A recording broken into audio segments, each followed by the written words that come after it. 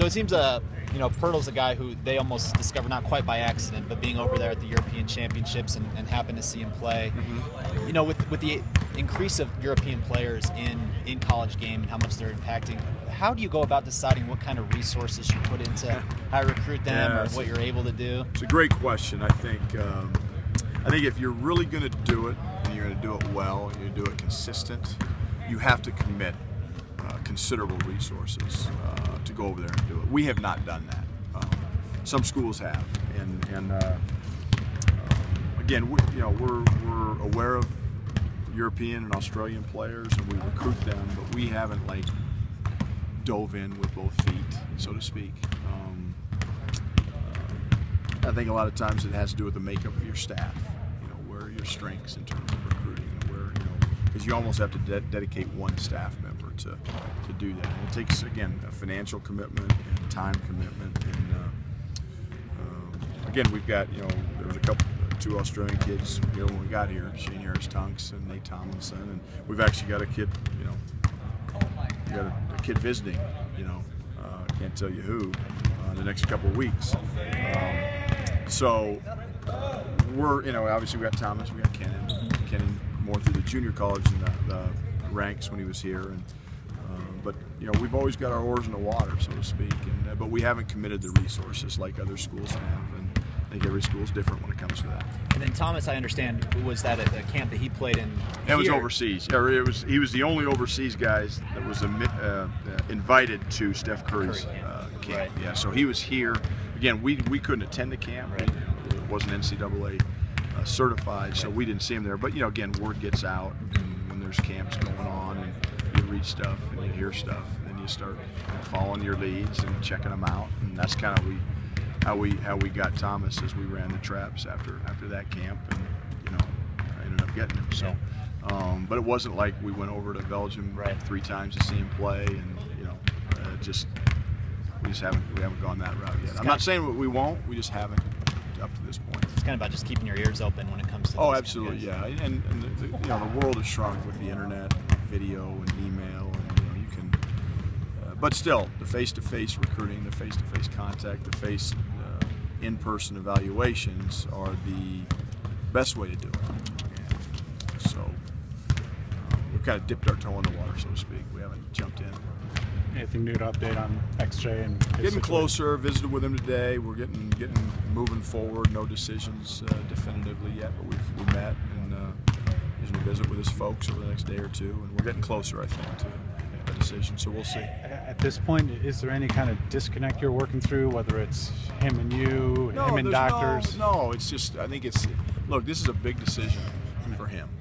It's a big decision for his future. He's weighing a lot of different things. So it's not just a cut and dried, simple, as it looks from the outside. So he's got to feel, and I want the decision to be his, because if I say X, I want you to come back next year, redshirt this year. I want him to be bought into that. It's kind of like the redshirting of George King. Like, George, you're not going to play. I want you to redshirt. I could do it that way, but then he's not bought in. He's not going to use the year to get better. This situation is a little bit the same way. I want XJ to feel like, hey, this is what's best for me. What's hard for him emotionally is, look, this was his senior year. He was getting ready for it. The rug kind of got pulled out from under him. He's, came in as a freshman with, Josh Scott, these guys, and he wants this to be his senior year. But the reality is, and I think that he's getting closer to that reality, is that it would be a severely muted senior year, and but he's got to come to those terms on his own, not because you ask me every day.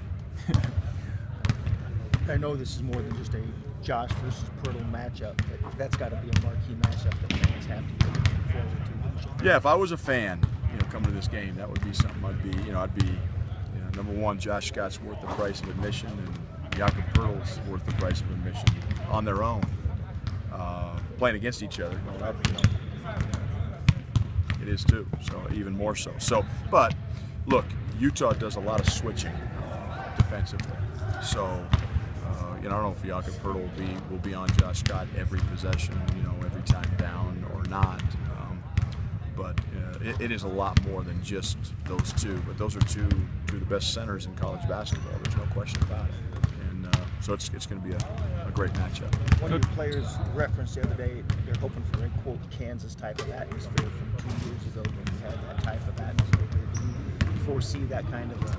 I want a Colorado Well, I guess he was talking type about atmosphere. Kansas. No, I know. I hear you. But I think that's where our players and our fans and our media, everybody has to do a paradigm shift. And I understand where that comment comes from, because the Kansas game here a couple years ago was a great atmosphere. But look, I want that atmosphere every night. It's not just Utah.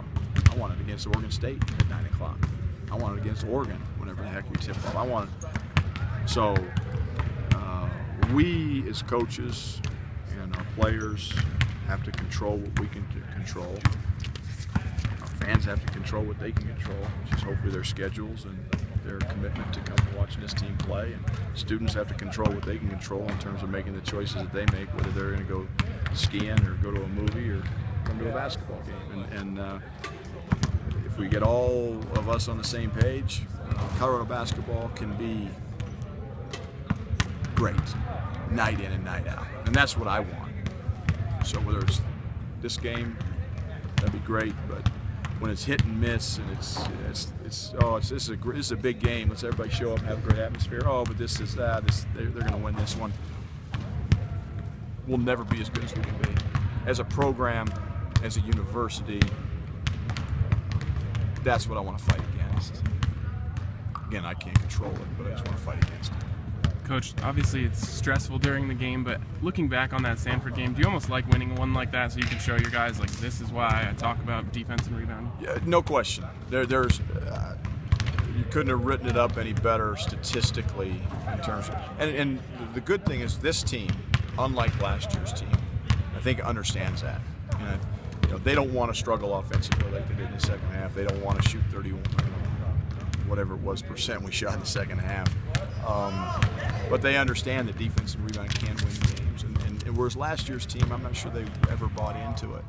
And talk about it because the coach talks about it. But until those guys really buy into it and believe in it, that's when things change. And they start talking about it in huddles, and they start talking about it in the locker room when the coaches aren't there, and they start talking about it, in timeouts or at halftime. That's when you've turned the corner. But I don't, number one, I think, I don't know, Troy's got this kind of stuff in notes, but, close games since our staff has been here, our record's better than most. I mean, I don't know what it is, but I know we've won our fair share of 1 possession and 2 possession games. We've lost some too, but it's really good when you can win those because I think it helps you win the next one. It gives your team confidence. But we certainly like to shoot the ball better than we did in the second half. Be more efficient, make free throws down the stretch, and take better care of the basketball. Kind of a 2-part question on Wes. On the one hand, is he starting to experience or feeling any frustration when you look at the shooting percentage on the offensive end? And then on the other side of that, though, despite that, he's still been a difference maker at the other end. And what does that say about the kid that he's been able to kind of ignore that and do what he does best? I don't think frustration, maybe disappointment, and he's aware of it. We've talked about it. Coming back after Christmas, going into league play, I tried to give every player one thing that they can get better. Just one thing. If you can do this better, our basketball team will be better. You'll be better. And Wes's one thing was finishing, because he is a much better finisher than he's shown this year. He's career-wise, again, I don't know the numbers, but last year he was a 55% field goal shooting. I think he's under 40%. That's not the Wes Gordon that we know. Now, he's not the only one. You look at Brandon Taylor this year for Utah. He's shooting 25%. He's a career 39% three-point shooter. He's shooting 25% this year. So everybody goes through it. He's a senior. He's a good player. We know he's a better shooter than his numbers indicate. I know Wesley Gordon's a better shooter than 39% from the field. So there might be some frustration and some disappointment, but it's not anything that we have to. Again, as a coach, is he taking good shots? He's taking good shots. Keep taking good shots. And he hasn't let it get in his head on the other end. No, obviously. And that's the kind of guy Wes is. It's because Wes doesn't identify himself as a scorer. even though he knows he can score, he's a capable scorer. He understands that he can affect the game in a lot of other ways, and that's what makes Wes Gordon so special. Is you got some other guys that identify themselves as scorers, and they're shooting 39%, and they're ready to pull their hair out, and they're stressing out, and they're frustrated, and they're just, you know, the world's coming to an end. Wes Gordon's just like, hey, I'm gonna block shots, I'm gonna rebound, I'm gonna run the floor, I'm gonna keep shooting when I'm open, I'm gonna get the ball to Josh. I mean, that's what makes him great, in my opinion.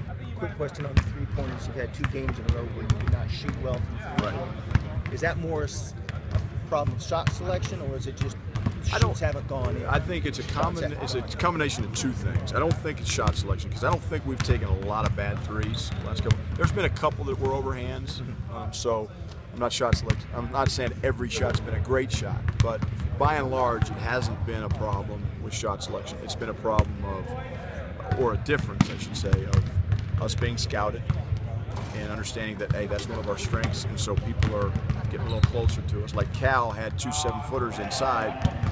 They didn't have to help down as much. They can stay closer to the three-point shooter, so those looks aren't as open and free as they were before. And then secondly, you know, they're not falling. You know, we've had some wide open looks against Cal and Stanford that didn't go in, that have been going in. And again, it gets back to why do we? That's why we focus on the things we can control, which is our defense and our rebounding and contesting shots. So I think it's been that more than we're always concerned with shot selection. Is something we've really, as a coaching staff, I think, done a better job of this year than we did last year, is keeping our thumb on that and talking about it on a day-to-day basis more. Thanks, Coach. Yep, thank you.